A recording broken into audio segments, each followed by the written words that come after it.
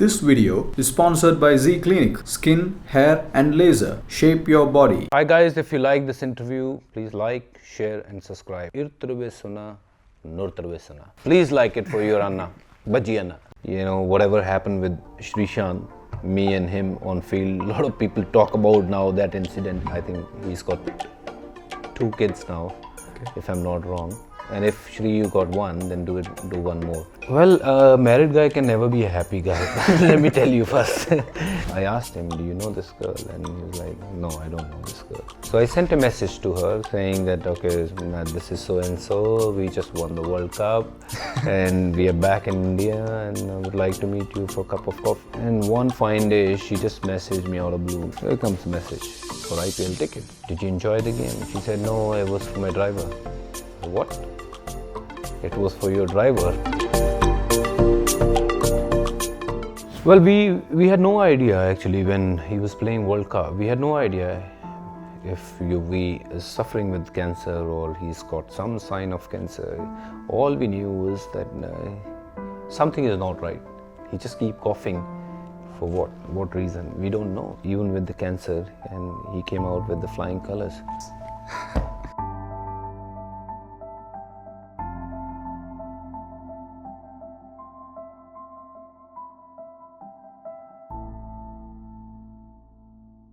If there is one incident that you can undo, which one would it be?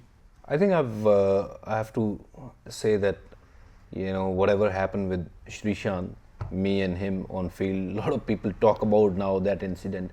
You know, if I have to, you know, go back and rectify something in my life, you know, I would correct that. I wouldn't have done that, and that's a mistake, and I'm sorry about it, and you know, it shouldn't have happened.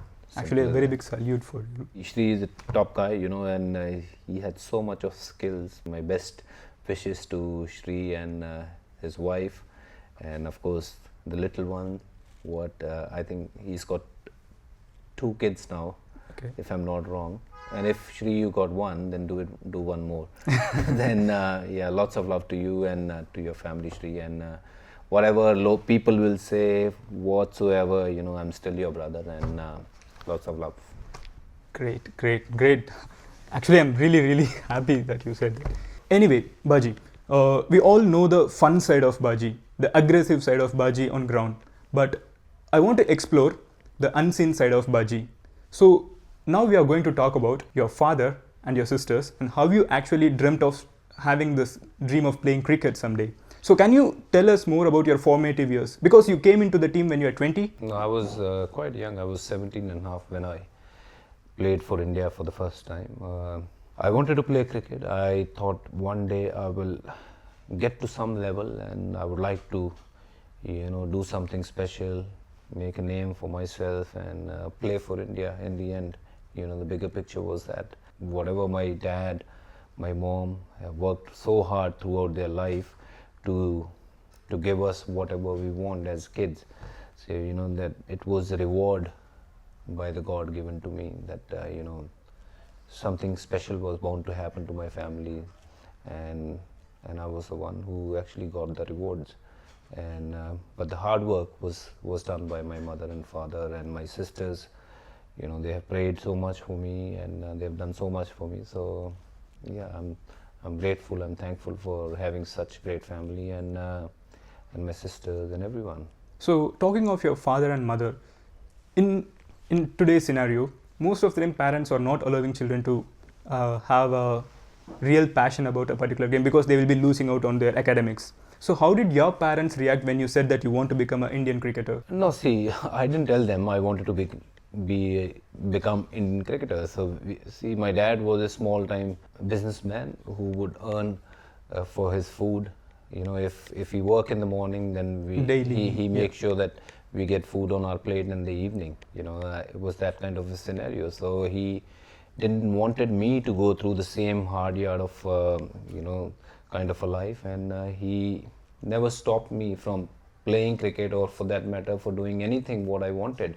You know, in the end, you know, he wanted me to do well in life, and you know, he gave me the support, he gave me the love and courage and that everything you require as a kid to to achieve your dreams. So, as I said, if it was not my dad, I don't think I would have achieved. When you are so affectionate about your father, when he has actually paved the way for your life, how did you overcome when your father actually passed away, and when you were so young and you had to take all the responsibility of your family? Well, it was a very tough period. And how did you also manage the cricket? At that point of time, I was quite young, and I wasn't a settled member in the Indian team. Yes, I played few games for India at that point of time, and then my father passed away, and that was probably the toughest time and a very difficult time for me, because I was only 19, 20 when he left me and everyone else, in the family. So I wasn't really sure what I was going to do, because for me it was, the most important thing was to keep my family happy, and of course to run the house you have to do something about it. And if I was not playing cricket at that point of a time, I don't know what I would have been doing, but there was a plan of mine that if I don't get picked again to play for India, there's no point playing Ranji Trophy or any other cricket, because while playing Ranji Trophy in those days, you wouldn't be able to do much for your family. So I was thinking actually to go abroad and do something there to make sure my family is happy back home, and that was the plan. But God had different plan for me. And we are happy that it actually worked out for you. It's because my father had worked really hard, and he didn't get to see the kind of result what he should have got. But as you always say, God is great. He didn't give it to him, but God gave me everything. And that's great. Now let's move to your wife, Geeta. So tell us about your love story. And down south, we hardly know about your love story, and we are really excited to know about it, because you had a long relationship. Yeah. And how did it end up in marriage, and how happy you are now? Well, a married guy can never be a happy guy. Let me tell you first. Well, I'm unmarried, and that's like well, I'll tell you, wait till you get to 40. Okay. So now what happened was, I saw Geeta when she was doing one of her movie, and I saw her on the screen. We were in London, me and Yuvraj, and I was playing first class cricket over there. I was playing for Surrey, and Yuvraj was there as usual, holidaying and so that's your gang. He was staying with me, and I asked him, do you know this girl? And he was like, no, I don't know this girl. I said, okay, find out. Why don't you find out for me? So he said, yeah, okay, I'll find out. So within a couple of days, he came back with the answer that I know someone who knows this girl, and when we'll go back, we'll obviously meet her.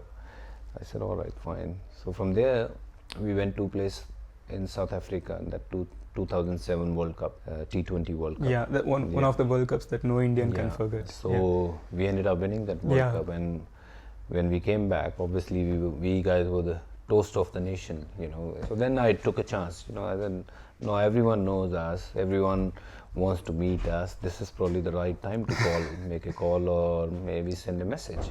So I sent a message to her saying that, okay, this is so and so, we just won the World Cup, and we are back in India, and I would like to meet you for a cup of coffee. And she's like, wow. No, she's like, that was unexpected. Well, I was like, come on, man. How can you ignore someone who just won the World Cup? But anyways, that's overconfidence. But she didn't reply for a couple of days. Did that impress you? Well, I thought, man, she's not interested at all. So I thought, man, it doesn't look nice if I message again. Yeah. So I actually didn't wait it. After 2-3 days when she didn't reply, I said, all right, no worries, man. We'll try something else. No, that's not the case. But she actually replied by saying, oh, thank you, congratulations for winning the World Cup. And then that's it. But there was no mention about, okay, meeting for coffee and etc. and all that part was deleted and whatever. She didn't want to reveal anything. She just kept it to herself. So I said, all right, man, that means she doesn't want to meet me, but she congratulated me for winning the World Cup. Yeah, cool. So after that, IPL was about to start, and one fine day she just messaged me out of blue and saying, I need a couple of tickets for IPL. I said, oh, here comes a message for IPL tickets. I said, all right, this could be the starting point. So I said, all right, fine, that's how many tickets do you want? She said, just give me 2 tickets, and I arranged the best of the best ticket of the IPL. Yeah. So it was the first game of IPL, Wow. Mumbai Indian playing. Yeah. Mumbai Indians' first game, and I gave her the tickets. Then I was looking around here and there, she's not there.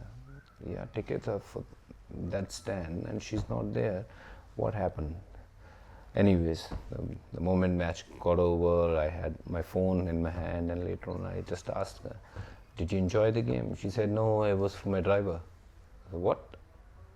It was for your driver? That was a heartbreak. I was like, come on, man. I was running around to get the best ticket for you, and you gave it to your driver. I'm thinking from the driver's point of view, he would be like, oh my god. And he was sitting with all the legendary cricketers and all the top... he is a lucky man. Yeah, he is a lucky man.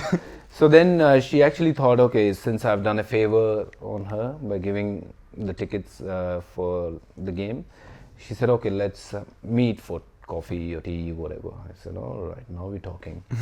So we actually met. Then Robin Uthappa was with me. Okay. And so I'm getting to know your gang. Yeah. Yeah, so okay. Robbie was with me, and Robbie kind of knew Geeta's friend from, long time. So they kind of came together, and I asked Robbie, can you come with me? He said, yeah, sure, Bajwa, I'll come with you.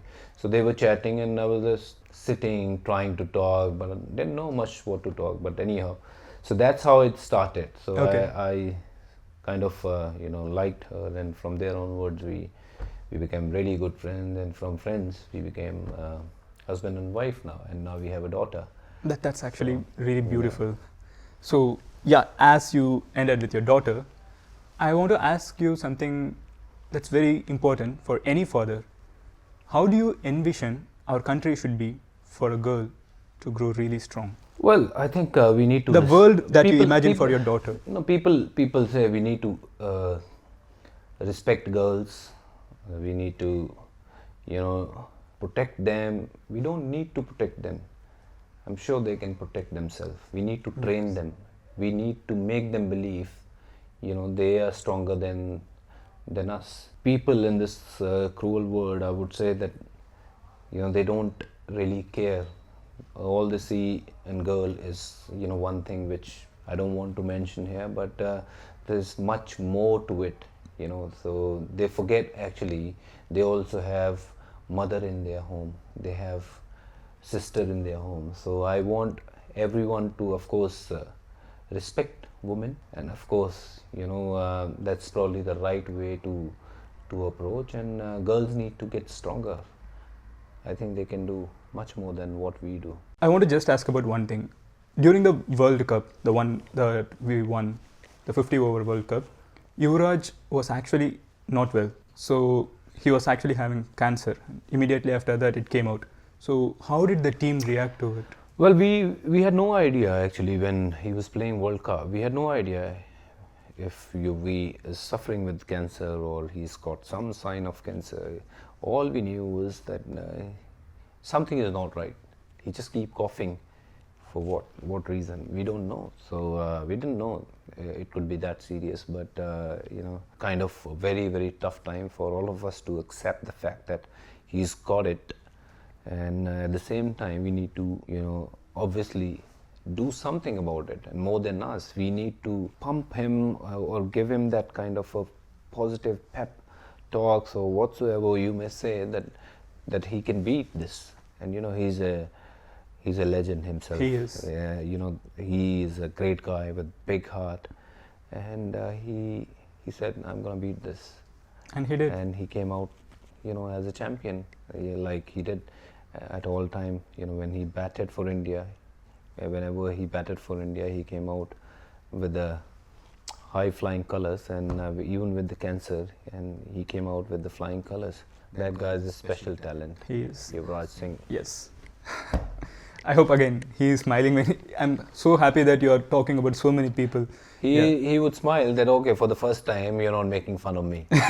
Okay, it was really, really great talking to you, and this is the first interview that I have ever done. So I'm really extremely humbled to have you as my guest, and I hope this continues to more successful and more people who can inspire others. Like, I'm pretty sure this interview was a great inspiration for many youngsters who Thank want you to very achieve in much their for life. having me, and just a small little message from my side to all the people who is going to be watching this video, and I'm your brother, whether you like me or not.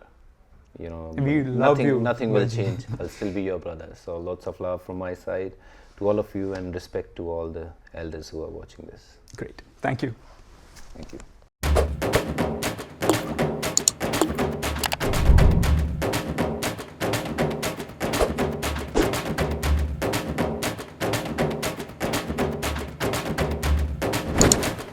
This video is sponsored by Z Clinic. Skin, hair and laser. Shape your body.